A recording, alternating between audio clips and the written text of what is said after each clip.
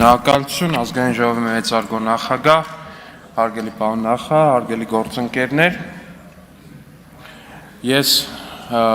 ուզում եմ նախ շնորհակալություն հայտնել Պաշտպանության նախարարությանը այն կատարված ահռելի աշխատանքի համար, որը վերջապես մեր քաղաքացիները կարողանում են տեսնել։ Մասնավորապես վերջին մի քանի օրը մեր քաղաքացիների շրջանում լուրջ քննարկման առիթ են դարձել Պաշտպանության նախարարության եւ նախարարի հրապարակած երկու տեսանյութեր, այսինքն արդեն երևի 3 տեսանյութեր, մեկում երևում է Հնդկաստանից ձեռք բերված զինտեխնիկան եւ Հայաստանում արտադրվող զինտեխնիկան եւ արդեն երեկվանից էլ լրջագույն քննարկման առարկա է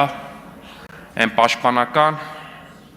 ամրաշինական կառույցները, որոնք որ կան Հայաստանի սահմանային երկայնքով։ Սիրելի քաղաքացիներ, եթե դեռ չեք հասցրել, անպայման խնդրում եմ դիտեք այդ տեսանյութերը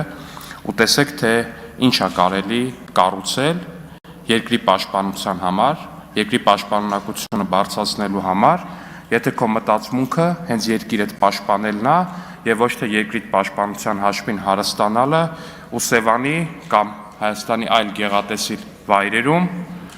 ասաբնյակներ գցելը։ Ասաբնյակները պետք է լինեն մեր զինվորների համար ու բառի ոչ հարմարավետ, այլ պաշտպանունակ ու ամուր իմաստով։ Շնորհակալություն։